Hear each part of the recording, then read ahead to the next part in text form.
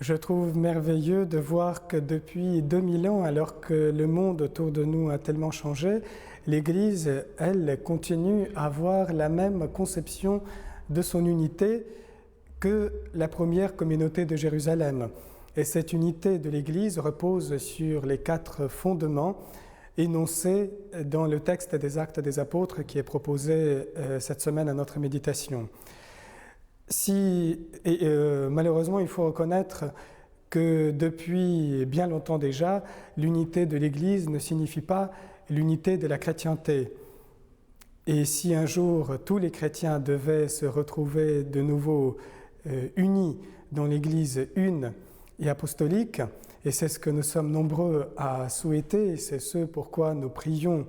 depuis longtemps et surtout pendant la semaine de prière pour l'unité des chrétiens, eh bien cette unité ne pourra se faire que respectant les 4 éléments dont il est question et dont les Actes des Apôtres parlent. Il s'agit de l'unité dans l'enseignement apostolique, dans la doctrine de la foi, de l'unité dans l'amour fraternel, de l'unité dans l'Eucharistie, la communion eucharistique et les autres sacrements, et enfin l'unité dans la prière ou l'expérience spirituelle.